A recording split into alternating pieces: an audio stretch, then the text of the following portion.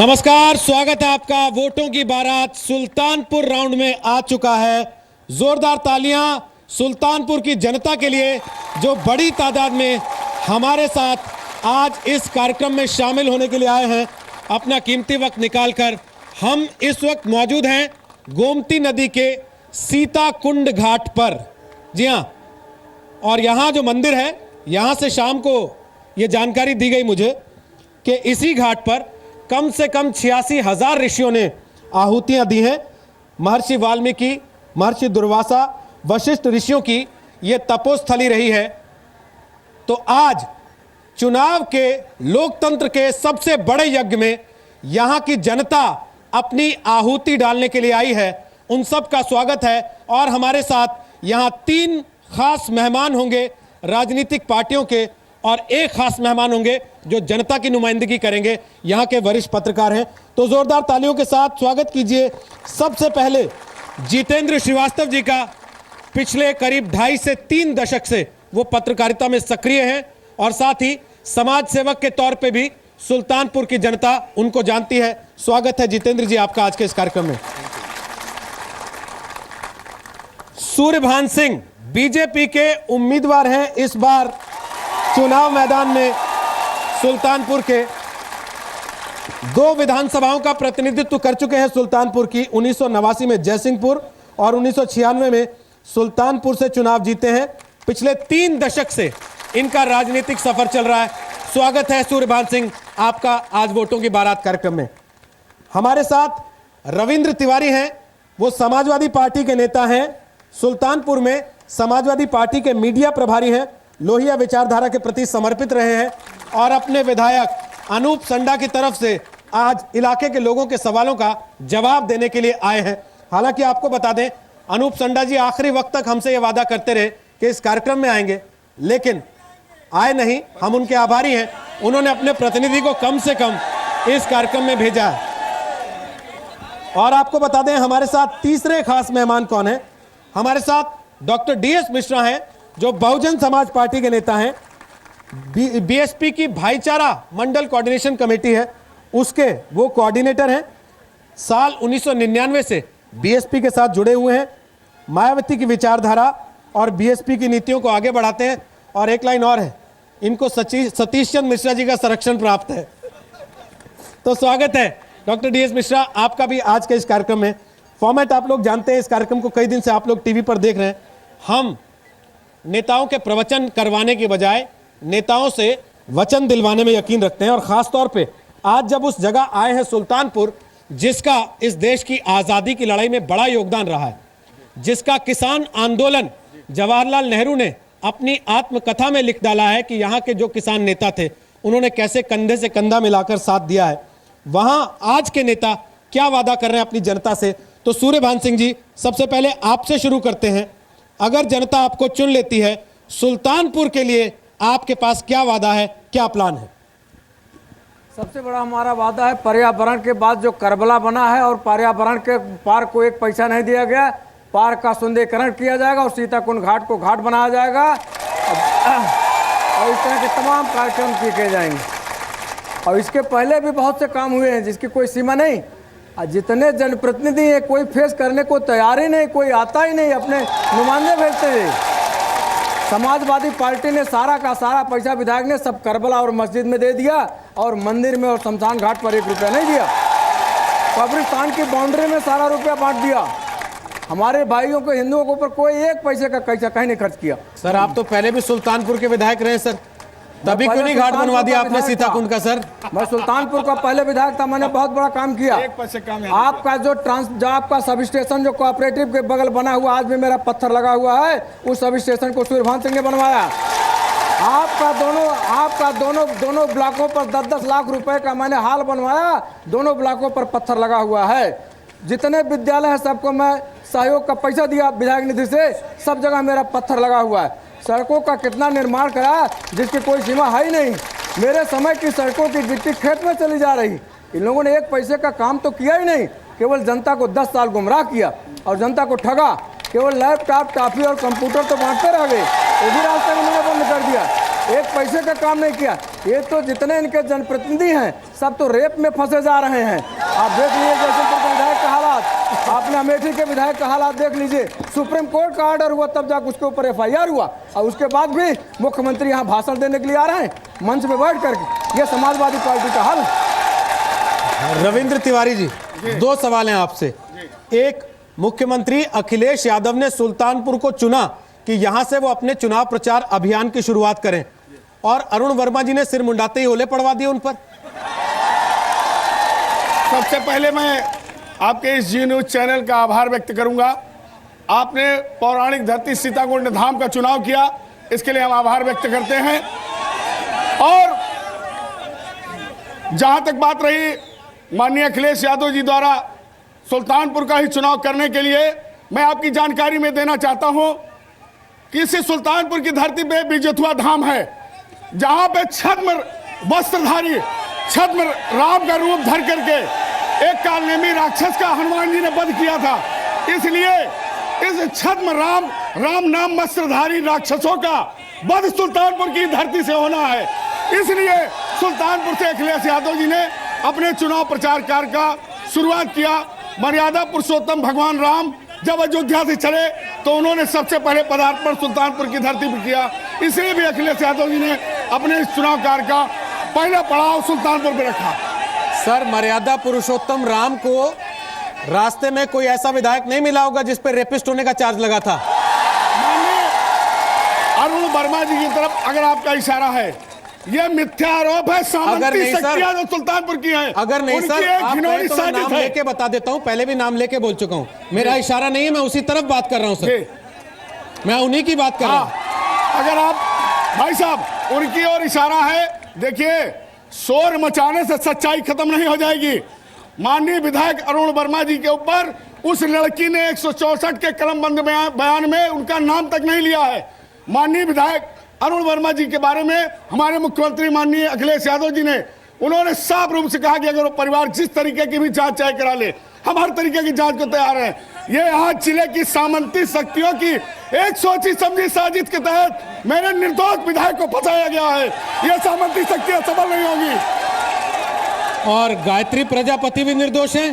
गायत्री प्रजापति के बारे में जो निर्णय लेना है, हमारे माननीय मुखिया अखिलेश यादव जी उनके बारे में समुचित निर्णय लेंगे। वो तो उनके साथ मंच पे खड़े हुए, निर्णय क्या लेना, सब तो दिख रहा है। जो मैटर सुप्रीम कोर्ट में आदरणीय सब जुडिस मैटर है, उस पर मेरा कोई टिप्पणी करना उचित नहीं। चलिए ये बता दीजिए, इस इलाके ने बार बार आपको विधायक चुन के दिया यहाँ से समाजवादी पार्टी को। पिछली बार तो 5 की 5 सीटें समाजवादी पार्टी के खाते में चली गई। बताइए आप लोगों ने क्या काम किया यहाँ। भाई साहब, सुल्तानपुर बांध के नाम पर बांध उत्पादक जनपद है। सुल्तानपुर की पहचान बांध के नाम पर है। एक बहुत बड़ी आबादी हमारे यहाँ निषादों की है। निषादों के लिए किसी तरीके कोई मंडी का निर्माण नहीं हुआ था। माननीय विधायक अनूप चंडा जी ने मेरे बांध मंडी का निर्माण कराया, 4 फ्लाईओवर का निर्माण कराया, ट्रामा सेंटर का निर्माण कराया सुल्तानपुर की धरती पर। और आने वाले दिनों में हमारे विधायक की कार्य योजना है, माननीय मुख्यमंत्री जी ने उस मंच से घोषणा किया है उसकी, कि सुल्तानपुर की धरती पे मेडिकल कॉलेज बनेगा। सर, मैं इससे पहले मिश्रा जी के पास जाऊं, आपने कहा 4 फ्लाईओवर बनवाए। सर, इतने फ्लाईओवर बनवाए तो हर सड़क पे जाम क्यों लगा रहता है सर, घंटों घंटों। सुल्तानपुर में बांध मंडी की वजह से एक जाम की स्थिति आती थी इलाहाबाद रोड पर। वो बांध मंडी को स्थापित करने का काम 5 पीरंज कस्बे में किया जा रहा है। इलाहाबाद रोड जिसकी वजह से जाम मुक्त हो जाएगा, और हमारे 2 फ्लाईओवर जिस दिन और चालू हो जाएंगे, जाम की समस्या से मुक्ति मिल जाएगी। विधायक के घर के बाहर से अतिक्रमण शुरू हो जाता है सर। रेहड़ी पटरियां वहां से शुरू होती हैं और जहां शहर खत्म होता है वहां तक लगती हैं सर। उनके लिए मंडी क्यों नहीं बना देते? मानवर, जो लोग शोर मचा रहे हैं उनसे मैं पूछना चाहता हूं, इन्हीं के बीच इनके चेयरमैन बैठे हुए हैं। चेयरमैन की जिम्मेदारी है शहर का अतिक्रमण मुक्त कराना। चेयरमैन आज के इनके क्या कर रहे हैं? DS मिश्रा साहब जी, समाजवादी पार्टी को इस इलाके ने विधायक चुन के दिए, भर के दिए, उसके बाद जो रिजल्ट होना चाहिए था वो हुआ क्या? देखिए, समाजवादी पार्टी या भारतीय जनता पार्टी दोनों की स्थितियां क्या हैं, ये दोनों मरने के बाद की पहली व्यवस्था कर रहे हैं। करबला की और शमशान की, इनको जिंदे पर कोई फर्क नहीं है। जो जी रहा है उन पर इनको प्रभाव करना चाहिए। ये सामाजिक ध्रुवीकरण करना चाहते हैं, वो होली और ईद की बात करते हैं। अरे 24 घंटे बिजली दो। हम चाहते हैं ये इस 150 किलोमीटर के परिक्षेत्र में सुल्तानपुर एक ऐसा जिला है जिसमें सबसे ज़्यादा एक्सीडेंट और सबसे ज़्यादा पोस्टमार्टम होते हैं। ये आप नेट से निकलवा करके सूचना के अधिकार में देख लीजिए।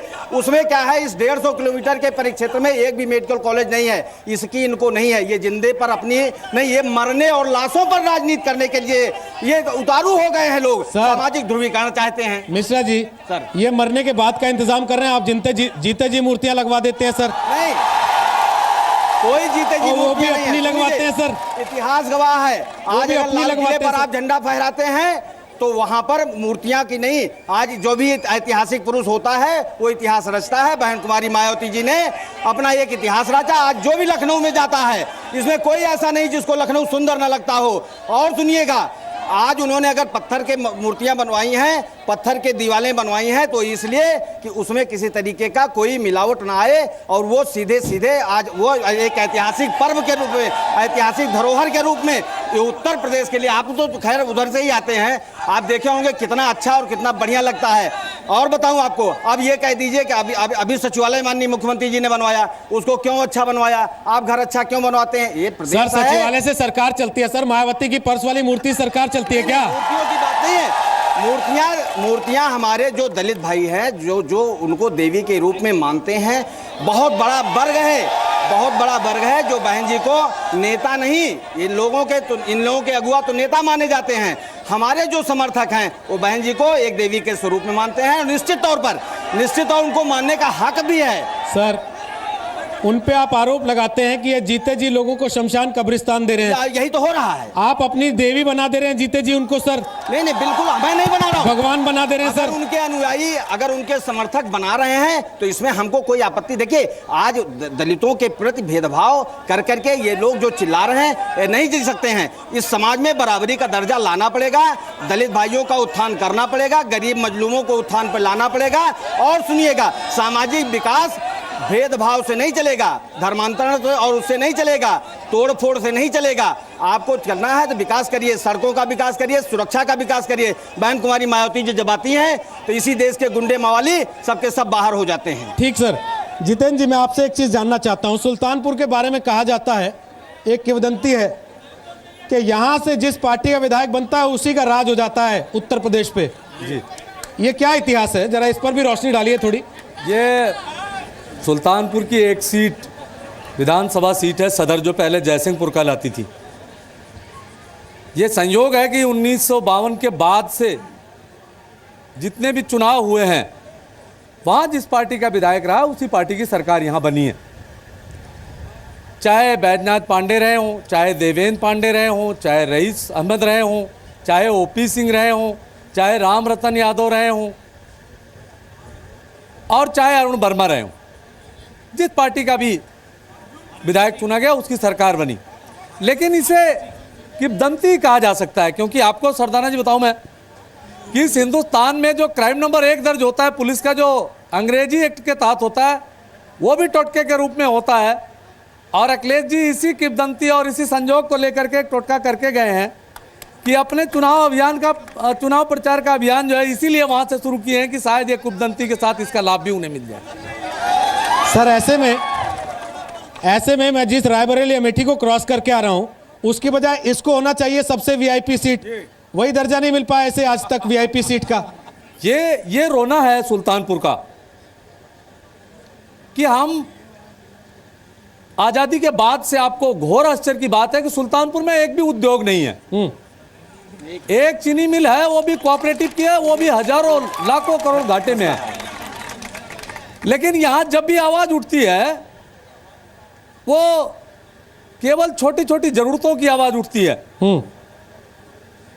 और इसकी वजह ये चुनावी वादे और हमारे जनता के निर्णय।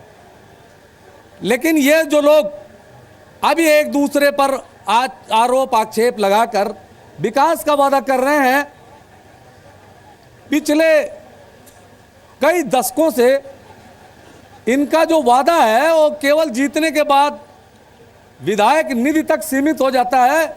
मैं तो सभी पार्टियों के नुमाइंदों से पूछना चाहता हूं कि इन लोगों ने विधायक निधि के अलावा कौन सा ऐसा प्रयास किया कि सुल्तानपुर में उद्योग लग जाए और यहाँ की जनता को रोजगार मिले। बताइए तिवारी जी, कौन सा ऐसा प्रयास किया आपके विधायक ने? फिर मैं सूर्यवंश सिंह जी से पूछता हूँ। हमारे माननीय विधायक जी ने जनपद सुल्तानपुर में, सुल्तानपुर नगर में इलेक्ट्रिसिटी प्रॉब्लम को सॉल्व करने के लिए सबसे पहले पारेषण के पावर हाउस के लिए यहाँ पर पत्र लिखा। पावर कॉर्पोरेशन को उद्योग नहीं, जो रॉ मटेरियल जिस चीज का बड़ी मात्रा में उपलब्ध हो सकता है, बाद उद्योग का है। बाद उद्योग के लिए, एक बड़े उद्योग के लिए माननीय मुख्यमंत्री जी के पास माननीय विधायक जी ने हमारे प्रस्ताव भेजा हुआ है कि सुल्तानपुर में लगभग 15% के करीब निषाद बिरादरी है हमारे यहाँ, उसको रोजगार देने के लिए और बाद उद्योग को समुचित उद्योग का दर्जा देने के लिए यहाँ पर कोई उद्योग स्थापित कराया जाए। सर एक चीज नहीं समझ में आती मुझे, मैं आपसे उद्योग भी पूछता हूं तो आप निषाद बिरादरी बताते हैं, मैं आपसे विकास भी पूछता हूं तो आप निषाद बिरादरी बताते हैं। मैं एक सवाल है सर, मेरा एक सवाल है सर, हाँ इसका जवाब और इसकी चर्चा की शुरुआत भी कब्रिस्तान और शमशान से हुई थी। सर दलित, मुसलमान, जनरल कोटे का वोट नहीं चाहिए होता क्या आप लोगों को? सर मैं आपकी बात का जवाब दूंगा। इनके प्रधानमंत्री मोदी जी ने कहा कि कब्रिस्तान के साथ शमशान बनना चाहिए। हिंदू वेद शास्त्रों में लिखा हुआ है कि अंतिम संस्कार की सबसे पवित्र जगह नदियों का तट होता है, किसी गांव में शमशान नहीं बनाया जाता है। इनको इतनी सामान्य जानकारी नहीं है सामान्य शास्त्रों की, तो हम क्या कह सकते हैं इनके बारे में। कब्रिस्तानों की बाउंड्री के बारे में जनपद सुल्तानपुर ही सबसे पहले कब्रिस्तानों की बाउंड्री, क्योंकि इसकी आड़ में लोग अवैध कब्जों का व्यापार चल पड़ा था सुल्तानपुर में, प्रॉपर्टी डीलर्स का, इसलिए कब्रिस्तान बाउंड्री सबसे पहले सुल्तानपुर में। आपने प्रॉपर्टी डीलर का व्यापार रोकने के लिए ठेकेदार को व्यापार दे दिया कि भाई दीवार बनाओ 200 करोड़ की, 500 करोड़ की। संरक्षित किया हमने। और दूसरी बात भाई साहब, इन्होंने करबला की उठाई, इन्होंने इतना गंदा खेल खेला है सुल्तानपुर की धरती पर। इन लोगों ने 30 साल पहले दंगा कराया ऐसी करबला को लेकर के। माननीय विधायक जी ने वहां पर करबला की बाउंड्री कराया, उसको दर्ज कराने का मेरे चेयरमैन साहब ने किया था। इन्होंने दर्ज किया, गलत नहीं, उन्होंने बाउंड्री करा दिया, गलत हो गया। राज्यपाल महामहिम राम नायक जी ने उसको एक्वायर करने का काम किया, उस जमीन को अधिग्रहित करने का काम किया। जो भारतीय जनता पार्टी के खुले एजेंट है वो गलत नहीं करते हैं, हमारा विधायक गलत करता है। मिश्रा जी आप कुछ कहना चाह रहे हैं, बोल लीजिए, फिर आ रहा हूं सूर्यवंश सिंह जी आपको। मैं कहना ये चाहता हूं कि अभी हमारे भाई रविंद्र जी जो सपा का प्रतिनिधित्व कर रहे हैं, इन्होंने कहा कि नदियों के किनारे शमशान बनाना चाहिए, नदियों के किनारे दाह संस्कार। अब सुप्रीम कोर्ट की एक ऐसी नज़ीर आई है, इन लोगों को समझना चाहिए कि पोल्यूशन को मुक्त रखना है। यहाँ गोमती मंत्रिमंडल के लोग लगे हुए हैं 24 घंटे। पोल्यूशन इस देश की सबसे बड़ी समस्या है और सुप्रीम कोर्ट का आया है, इसीलिए यहीं बगल में देखिए हमारी देवी देवताओं मूर्तियों को जो उनको सिरवाया जाता है वो यहीं बगल में बना हुआ, नदी में नहीं फेंका जाता। अब समय ये आ गया है कि अब आप सुरक्षित जगह पर बनाइए जहाँ पे नदियों में पोल्यूशन ना हो। ये मेरा निवेदन है, ये मेरा निवेदन है कि धर्म की आस्था के साथ शमशान में अवशिष्ट सामग्रियां नहीं, मनुष्य जाते हैं। थोड़ा आगे बढ़ना चाहिए। सूर्यवंश सिंह जी, ये चुनाव क्या शमशान और कब्रिस्तान पे जीतेंगे? बिजली, सड़क, पानी के बिना जनता ऐसी चला लेगी? इन लोगों को यही चाहिए।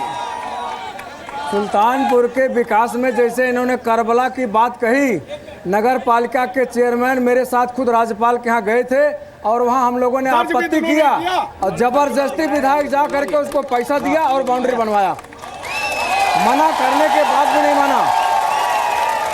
जहाँ इन्होंने बात की, नगर पालिका ने 4-4, 5-5 टंकी बनी, सब सेंट्रल गवर्नमेंट का पैसा। गलत है।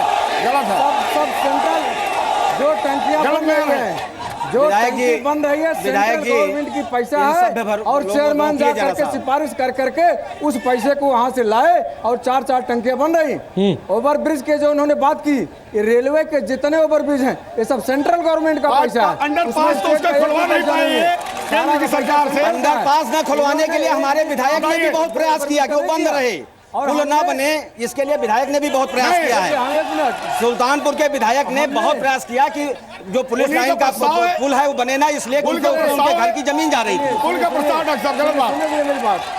और दूसरे सुन लीजिए, आप सुनिए, देखिए जहाँ तक इन्होंने सुल्तानपुर में बात किया विकास की, अभी हरिहर प्रसाद महाविद्यालय मैंने वहाँ खोला, अब डिग्री कॉलेज, इंटर कॉलेज इसी विधानसभा में खोला।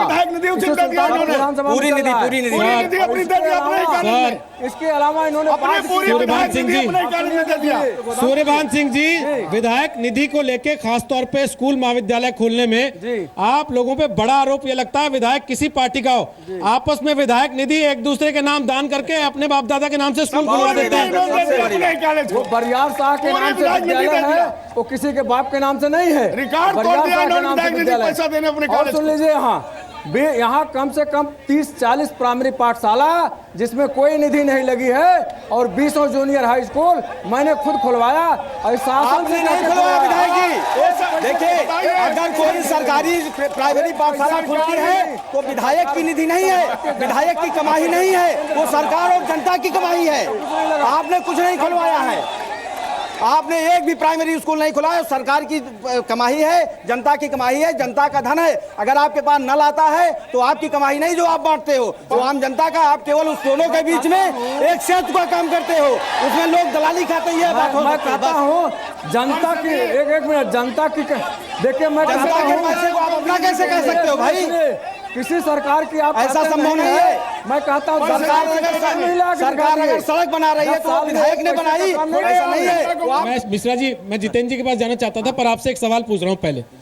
जनता का पैसा सड़क में चला जाए कोई बात नहीं, गले में माला बन के जाए तब ज्यादा तकलीफ नहीं होती क्या? नहीं देखिए, तब तो आप कहते हैं कि हमारी प्रेमी जनता है, माला पहना रही है तो बुरा क्यों लग रहा है? इन लोगों के नेता अपने ये नेता हैं हमारे यहाँ, जो हमारे दलित भाई हैं, वो बहन जी को एक देवी के स्वरूप में मानते हैं, इसमें कोई शक नहीं है, कोई शक नहीं है।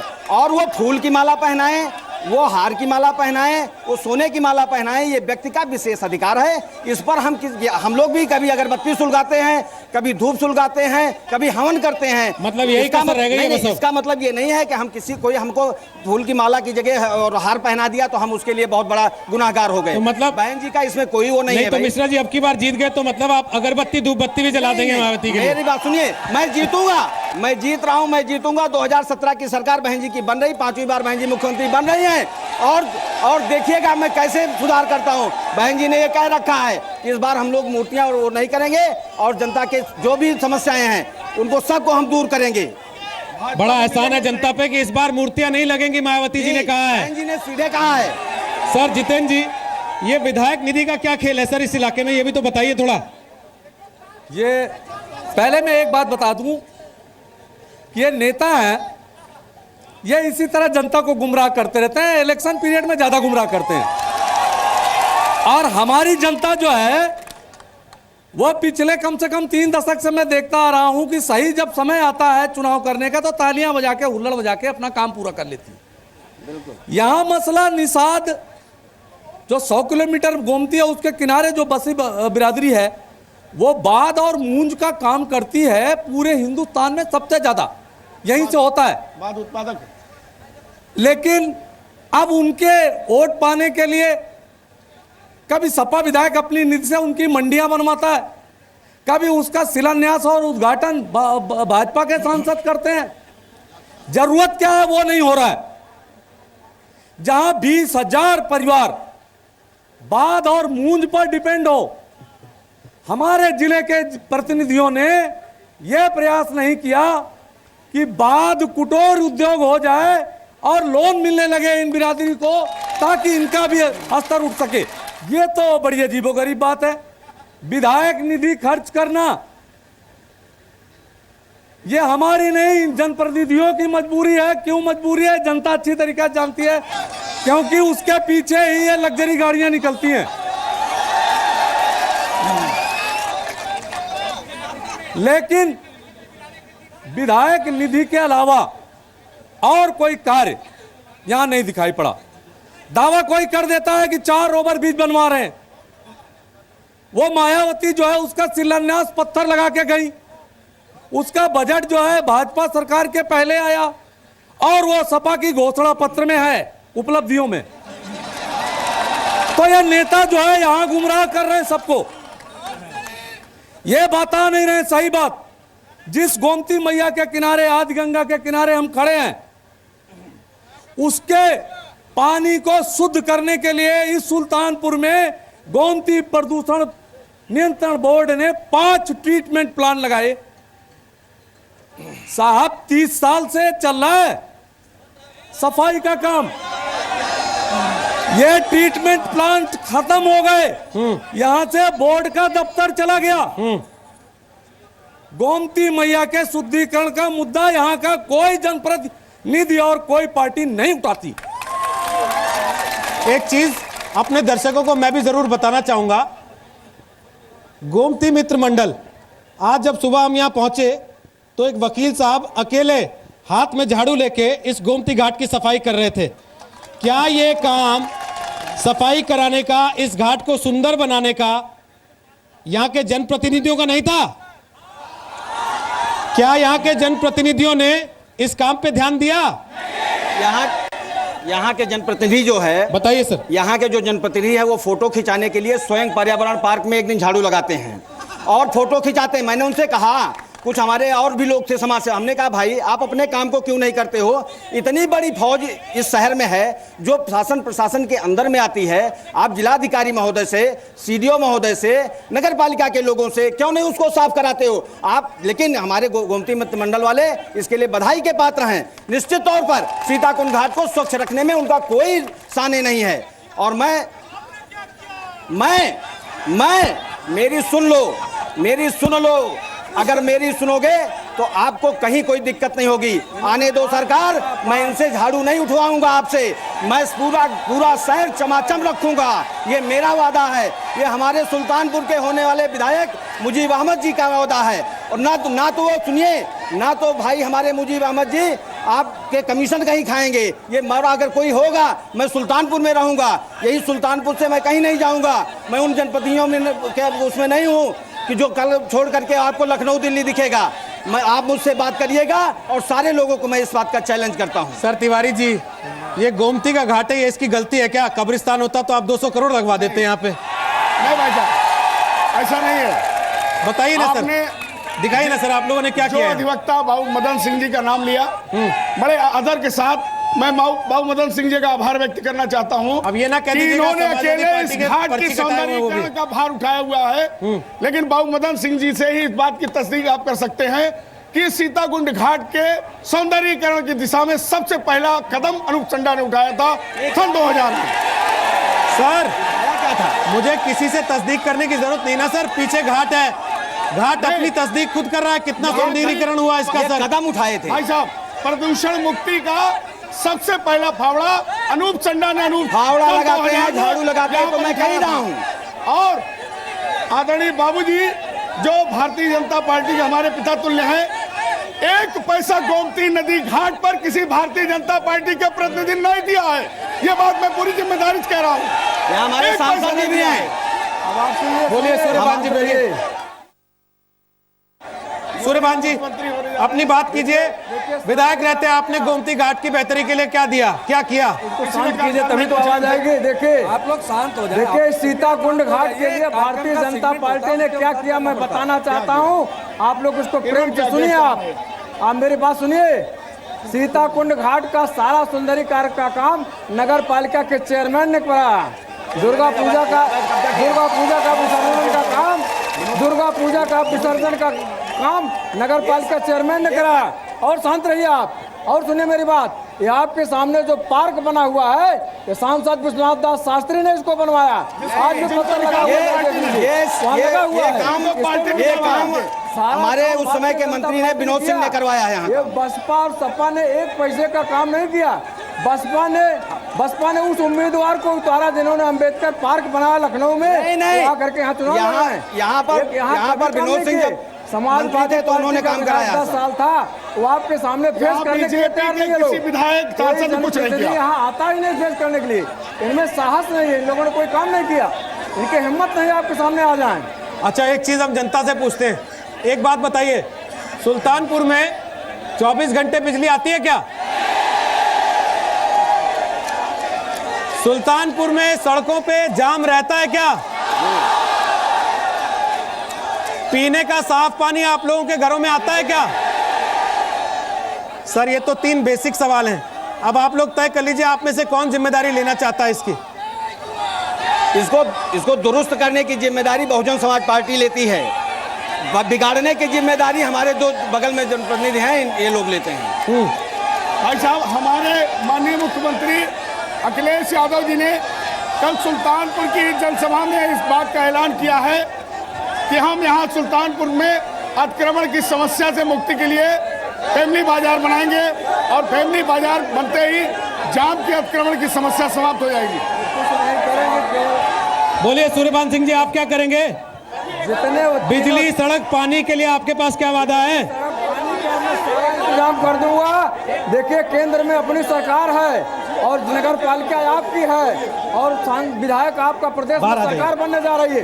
तीनों मिल करके सब लोग मिल करके इसका काम करेंगे और किसी प्रकार की कोई दिक्कत नहीं होगी।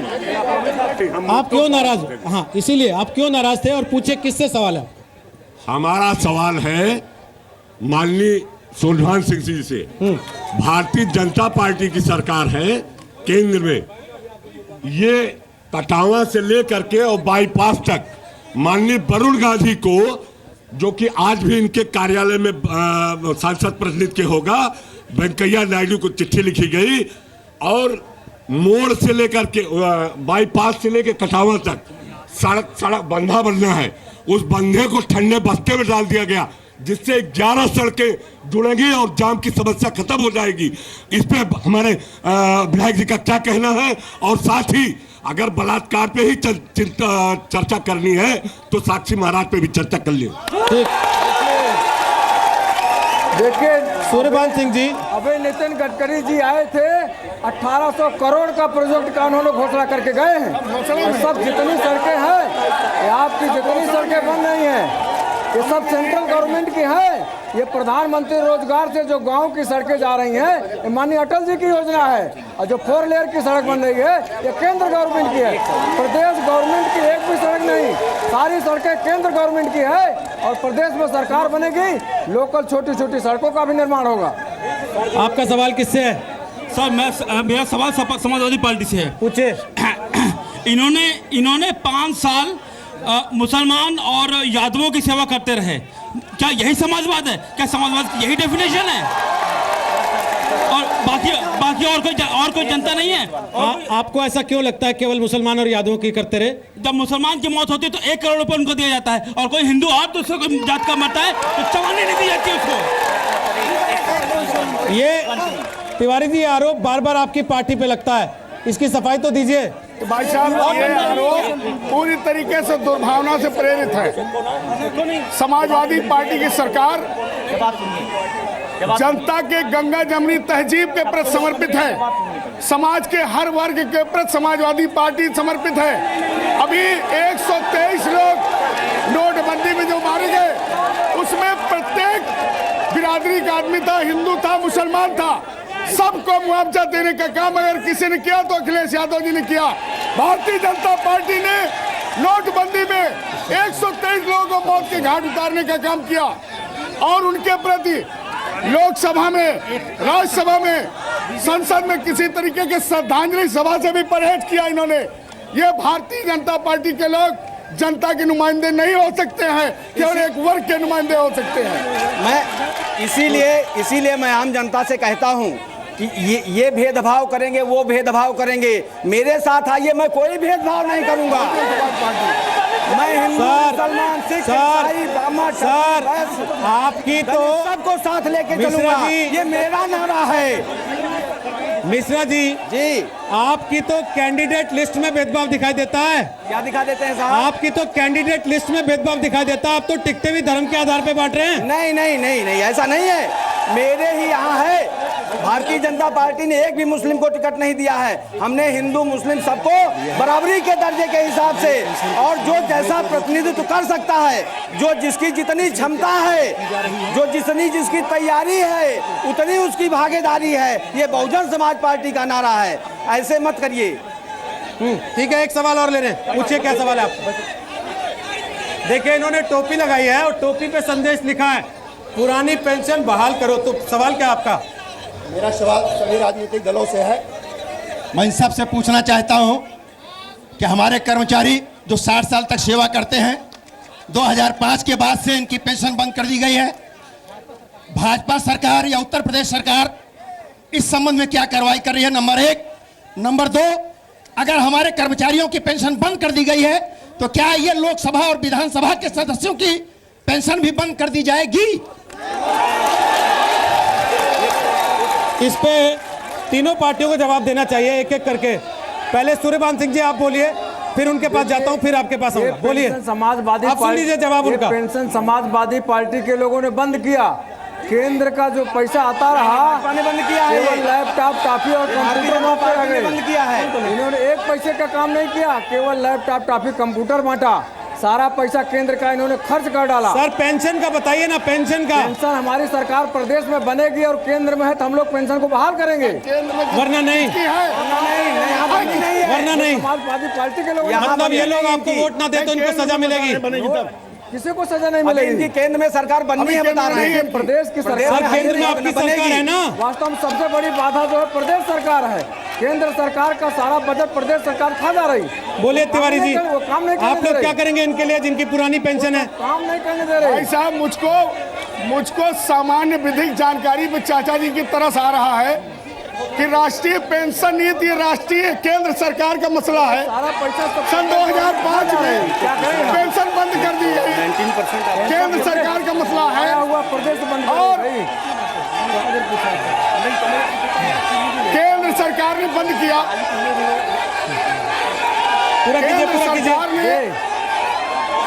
बाबूजी, केंद्र सरकार ने पेंशन बंद करने का काम किया और 2005 में ही कॉन्ट्रैक्ट लेबर इवैल्यूएशन एक्ट लागू करने का काम किया, जिसके वजह से हमारे लाखों करोड़ों कर्मचारी पेंशन से वंचित हो रहे हैं। अरे मेरा भी उत्तर सुन लीजिए। थोड़ा रुकिए, एक सवाल इनका ले रहा हूँ, फिर आपके पास आ रहा हूँ। बैठ जाइए, बैठ जाइए, नीचे बैठ जाइए, बैठिए। बोलिए, सवाल क्या आपका? मेरा सवाल सपा के प्रतिनिधि से ये है, पिछले 5 साल इस जनपद के 5 विधायक समाजवादी पार्टी की, इस जनता ने झूम के वोट दिया, समाजवादी पार्टी के 5 विधायक रहे। 5 वर्ष में सुल्तानपुर के बेरोजगारों के लिए रोजगार पाने के लिए एक भी अपना कोई काम बता दें। नंबर 1, सुल्तानपुर में उद्योग के नाम पे एकमात्र चीनी मिल है, एकमात्र चीनी मिल है। भेदभाव करते हुए उसकी क्षमता वृद्धि को इनके मुख्यमंत्री ने यहाँ की सभा में कहा था पिछले चुनाव के पहले, 2012 चुनाव के पहले। आज तक उसके साथ भेदभाव होता रहा, उसकी क्षमता वृद्धि, वो बदहाल हालत में उसकी क्षमता वृद्धि क्यों नहीं की गई? एक भी काम बताइए। बोलिए तिवारी जी। सर, इनका सवाल राजनीतिक पूर्वाग्रह से ग्रसित है। बोलिए तिवारी जी, बोलिए। माननीय मुख्यमंत्री के यहाँ चीनी मिल की क्षमता वृद्धि का प्रस्ताव लंबित है और क्षमता वृद्धि इस सत्र से चीनी मिल की क्षमता वृद्धि करने के लिए सर 5 साल क्या कर रहे थे? हमारी 5 साल क्या कर रहे थे? इस सत्र से पहले से इसका प्रस्ताव बन के आया इस है। सत्र से आ गए, 5 साल क्यों नहीं? हाँ सर, मैं बता रहा हूँ, बीच में कार्यकाल के बीच में ही उसकी क्षमता कम की गई थी। उसकी क्षमता वृद्धि के लिए माननीय विधायक जी ने हमारे व्यक्तिगत रूप से मुख्यमंत्री जी से वार्ता किया है और उसकी शीघ्र ही क्षमता वृद्धि की जा रही है। सर 5 साल निकल गए, अब भी आप कह रहे हैं शीघ्र होगा? नहीं सर, क्षमता वृद्धि की जा रही है। चीनी मिल के संबंध में देखिए, ऐसा है कि जो बहुजन इसमें सपा के सरकार के साथ कांग्रेस का गठबंधन है, जो सपा सरकार के साथ कांग्रेस का गठबंधन है, वो इस यहाँ पर जो अमेठी की सीट है वो हमेशा कांग्रेस के परिवार के साथ रही। उन लोगों ने जितने भी जनपद में उद्योग लगाए वो सब अपनी लोकसभा में लगाए और जब जिले का विभाजन हुआ तो वो सब सारे उद्योग वहाँ चले गए और मौजूदा सुल्तानपुर जनपद जो है वो उद्योगों से विहीन हो गया। हमारी बहुजन समाज पार्टी आएगी, निश्चित तौर पर यहाँ पे मेडिकल कॉलेज जैसी सुविधा, हर तरह के उद्योग की सुविधा उपलब्ध कराएगी। सर आप इतनी बड़ी बड़ी बात कह रहे हैं सर जी कि यहाँ शुगर मिल के लिए ऐसा कर दे वैसा कर दे। सर रायबरेली में चल रही थी, आपने ना सिर्फ शुगर मिल बंद की, सर मशीनें तक निकाल के बेच दी ताकि दोबारा खड़ी ना हो जाए। नहीं, शुगर मिल की बात कर रहे हैं, मेरी आप बात कर रहे हैं। मेरी कोई शुगर मिल नहीं, ये सारी शुगर मिल आज के बहुत साल पहले लगी, जर्जर अवस्था में है। होगा, चेक कर लीजिएगा कब बंद हुई थी, किसके राज में बंद हुई थी, आपको अपने आप जवाब मिल जाएगा। नहीं सर, ये कांग्रेस पे आरोप लगा रहे हैं, कांग्रेस ने वो चीनी मिल स्थापित कराया था। चाहे झगड़िया नहीं, जानकारी नहीं है, उस चीनी मिल को कांग्रेस ने स्थापित कराया था। कर्मचारियों की बात के लिए सर जितेंद्र जी थोड़ी रोशनी डालेंगे इस लड़ाई पे। शुगर मिल को लेके ये कह रहे हैं कि शीघ्र काम शुरू कर दिया जाएगा, क्षमता बढ़ा दी जाएगी। 5 साल में क्या कर रहे थे? ये शुगर मिल की जो समस्या है, इसकी स्थापना जो है वो कांग्रेस के शासन में हुई थी। उसके बाद केवल एक समस्या केवल एक पार्टी के ऊपर नहीं है, ये केवल एक पार्टी के ऊपर नहीं है, पिछले 4 दशक से घाटे में चल रही है। पिछले 4 दशक से घाटे में चल रही है कोऑपरेटिव की चीनी मिल है ये। तो इसको घाटे से उबारने का जो प्रयास नहीं किया जा रहा है, क्षमता बढ़ाने की बात तो दूर है, इसको घाटे से उबारने का प्रयास नहीं कर रहा है।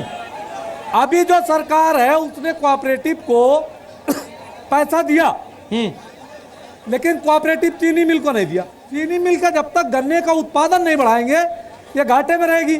उत्पादन को लेकर के कोई नीति नहीं है। देश के लोगों को देखना चाहिए।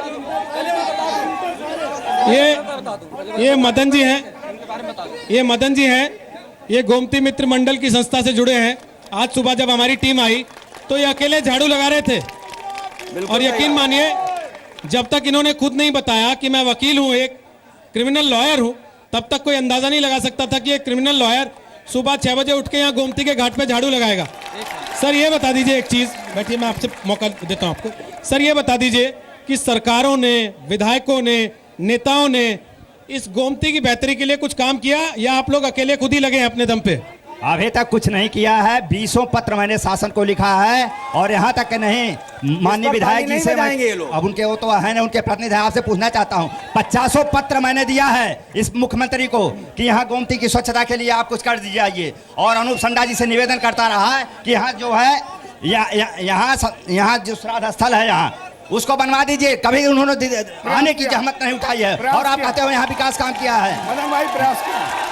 जवाब दीजिए तिवारी जी। आप ही ने कहा था ना इनके पास आ जाऊं। हाँ। आप ही ने कहा था इनसे तस्दीक कर लूं, अब मैंने करवा दी तस्दीक। अब बोलिए आप। मदन भाई आज किसी दबाव में है, बाकी इनका स्नेह हम लोगों के साथ रहता है, और हमेशा इनके कामों में हम लोगों का सहयोग रहा है। जो भी पत्र इन्होंने दिया है गोमती नदी के प्रदूषण मुक्ति के लिए, पत्र मदन भाई दिया वो गोमती नदी में डाल दिया गया है। सौंदर्यीकरण के द्वारा गोमती नदी स्वच्छ हो रही है। डॉक्टर साहब एक मिनट, सौंदर्यीकरण के लिए वो बहु पत्र माननीय विधायक जी ने हमारे शासन को उसको भेज करके गोमती नदी के प्रदूषण मुक्ति के लिए और सौंदर्यीकरण के लिए अपनी हर क्षमता पर प्रयास किया है। मैं गोमती मित्र मंडल का एक सदस्य हूँ, लेकिन गोमती मित्र मंडल पे जो आप बता रहे थे अभी मदन भैया, वो तो झूठी हो गई। दूसरी चीज मैं एक जवाब देना चाहता हूँ मिस्टर प्रवीण भैया को। हमारे सुल्तानपुर में जो जाम की सबसे बड़ी समस्या है वो आपके घर से शुरू होती है, विधायक के घर से कह रहे हैं। विधायक जी के घर से शुरू होती है, और उन्हीं के चारों तरफ ही रहती है वो विधायक। वो क्या वही जाम लगवाते हैं? और दूसरी चीज मेरा सवाल बीएसपी के प्रतिनिधि से है। ये कब से कह रहे हैं कि मैं मतलब जातिवाद की राजनीति नहीं करता हूं, ये केवल दलित मुस्लिम यही की बात करते हैं। मैं ये इनको बताना चाहता हूं, वही दलित जिसकी आप बात करते हैं, मायावती जी करोड़पति हो गई, दलित वहीं का वहीं रहा। मदन भाई हमारे जो पेपर देते रहे, जो एप्लीकेशन देते रहे, जो प्रार्थना पत्र देते रहे, रविंद्र भैया उसको गोमती में डाल दिए, वो स्वच्छ हो गई है। एक दलित महिला होने के नाते ये सारे लोग जो अपर लोग हैं, जो धनाढ्य लोग हैं, जो सामंती लोग हैं, ये केवल बहन जी पर झूठा मिथ्या आरोप लगाते हैं और तरह तरह की विवेचना अपने अपने अनुसार से करते हैं। जब तक ये जनता सतर्क नहीं होगी, सचेत नहीं होगी, जैसे आजादी के बाद से उद्योग विहीन रहा है सुल्तानपुर, अगर यही कब्रिस्तान, शमशान, बिजली, सड़क, खड़ंजा, पानी तक रह जाएंगे तो आगे वाले दिनों में भी सुल्तानपुर के जनता को ये नेता और ये राजनीतिक पार्टियां छलती रहेंगी, और हमारा जिला वैसे ही उद्योगहीन बना रहेगा। तो जनता ये बात जानती है अच्छे से कि उसका वोट उसकी ताकत होता है। इसलिए हम आप लोगों से अपील कर रहे हैं कि वोटिंग के दिन छुट्टी मत मनाइए, घर मत बैठे रहिए, मतदान कीजिए, घर से बाहर निकलिए, अपनी ताकत का इस्तेमाल कीजिए और राजनीतिक पार्टियों को अपनी ताकत का एहसास कराइए। बहुत बहुत धन्यवाद आप सबका आज इस कार्यक्रम का हिस्सा बनने के लिए। वोटों की बारात सुल्तानपुर से आप देख रहे थे।